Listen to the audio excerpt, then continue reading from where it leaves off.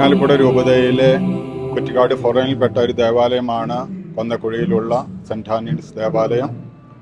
ആ ദേവാലയത്തിലേക്ക് ഇടവമധ്യസ്ഥനായ വിശുദ്ധ അന്തോണീസിൻ്റെ തിരുശേഷിപ്പ് ഇറ്റലിയിലുള്ള വിശുദ്ധൻ്റെ കബറടക്കിയ സ്ഥലമായ പാദുവായിലെ സെൻറ്റ് ആന്റണീസ് ബസിലിക്കയിൽ നിന്നും നമുക്ക് ലഭിച്ചു. ആ എ ഗ്രേഡിൽപ്പെട്ട തിരുശേഷിപ്പ് നമ്മുടെ കേരളത്തിൽ തന്നെ അത് വളരെ റയറായിട്ടാണ് നമുക്കിത് ഉള്ളൂ.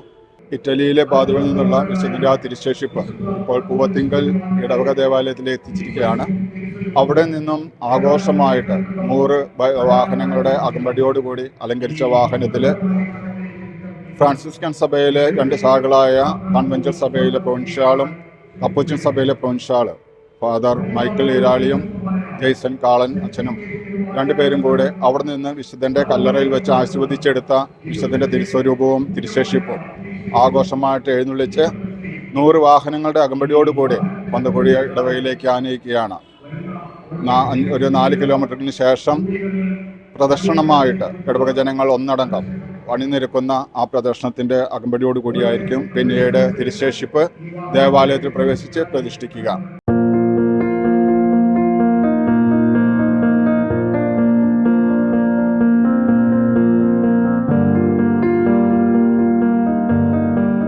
ഇവിടെ സ്ഥാപിച്ചിരിക്കുന്ന ഈ രൂപമാണ് പാദുവായിലെ വിശുദ്ധൻ്റെ കല്ലറയിൽ വെച്ച് ആശീർവദിച്ച് അവിടെ നിന്നും കൊണ്ടുവന്നിട്ടുള്ളത്.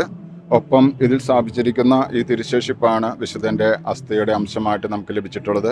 ഈ എ ഗ്രേഡ് തിരുശേഷിപ്പ് നമുക്ക് ലഭിക്കുന്നതിന് കാരണമായിട്ടുള്ളത്, ഒന്ന്, നമുക്ക് ബിഷപ്പിൻ്റെ റെക്കമെൻഡേഷൻ വേണം. അതോടൊപ്പം തന്നെ കൺവെൻഷൻ സഭയുടെ പ്രൊവിൻഷ്യാളായ ബഹുമാനപ്പെട്ട മൈക്കിൾ ഈരാളി അച്ഛൻ്റെ വളരെ നിർലോഭമായിട്ടുള്ള സഹകരണവും അദ്ദേഹത്തിൻ്റെ സ്വാധീനവും ഇതിനകത്തുണ്ടായിരുന്നു.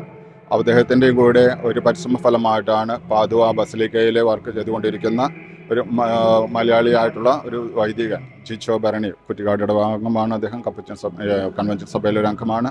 അദ്ദേഹത്തിൻ്റെ ഒക്കെ പരിശ്രമ ഫലമായിട്ടാണ് അവരുടെ പ്രത്യേകമായിട്ടുള്ള അനുഭവത്തോടുകൂടി നമുക്ക് ഈ എ ഗ്രേഡ് തിരുശേഷിപ്പ് ലഭിച്ചിട്ടുള്ളത്. ഞാൻ മൈക്കിൾ ഈരാളി, ഭാരത കൺവെൻഷൻ സഭയുടെ പ്രൊവിൻഷ്യൽ അച്ഛനാണ്. വിശുദ്ധൻ്റെ വണക്കത്തിൻ്റെ കാരണമായിട്ട് ലോകം മുഴുവനും വിശുദ്ധൻ്റെ അനുഗ്രഹം ലഭിക്കത്തക്ക രീതിയിൽ, ഫ്രാൻസിസ്കൻ ചൈതന്യം ഉണ്ടാകത്തക്ക രീതിയിൽ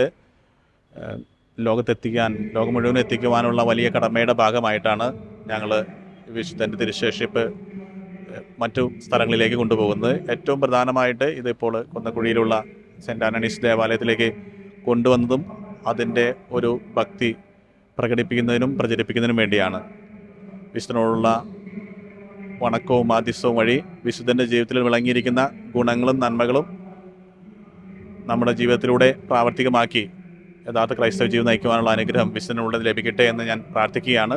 പ്രിയമുള്ളവരെ, ഒരുപക്ഷെ നൂറ്റാണ്ടുകൾക്കിപ്പുറം വിശുദ്ധ അന്തോണീസിൻ്റെ വ്യക്തിത്വത്തിനും മഹത്വത്തിനും വിശുദ്ധിക്കും ചേർന്ന വലിയൊരു സ്വീകരണവും പ്രതിഷ്ഠയുമാണ് ഇവിടെ സംഭവിക്കുന്നത്. ഇതിലേറെ സന്തോഷിക്കുന്നു. പ്രത്യേകിച്ച് വിശുദ്ധ അന്തോണീസ് ഭാഗമായിട്ടുള്ള ഫ്രാൻസിസ്കൻ കപ്പൂച്ചിൻ സഭയുടെ ഭാഗമായിരിക്കാൻ എനിക്ക് കഴിയുന്നതിലും ഇന്ന് വിശുദ്ധ അന്തോണീസിനെ ഇവിടെ പ്രതിഷ്ഠിക്കുന്നതിലും, ഒരേ സമയം ഈ പ്രതിഷ്ഠ സംഭവിക്കേണ്ടത് നമ്മുടെയൊക്കെ ഹൃദയങ്ങളിലും ഇടവകയിലും ലോകത്തിലുള്ള എല്ലാ വിശ്വാസികളുടെ കുടുംബങ്ങളിലുമാണ്. പ്രിയമുള്ളവരെ, വിശുദ്ധ അന്തോണീസ് 1195 ഓഗസ്റ്റ് 15 ജനിച്ച് 1231 മരിച്ച് വെറും 36 വർഷങ്ങൾ കൊണ്ട് മനുഷ്യഹൃദയങ്ങളിൽ അവിസ്മരണീയമായൊരു സാന്നിധ്യമായി മാറുകയും നൂറ്റാണ്ടുകൾക്കിപ്പുറവും വിശുദ്ധ അന്തോണീസ് ഓർമ്മിക്കപ്പെടുകയും ചെയ്യുന്നുണ്ടെങ്കിൽ അതിനർത്ഥം അർത്ഥപൂർണമായൊരു ജീവിതം നയിക്കുവാൻ വിശുദ്ധ അന്തോണീസിന് കഴിഞ്ഞു എന്നുള്ളതാണ്.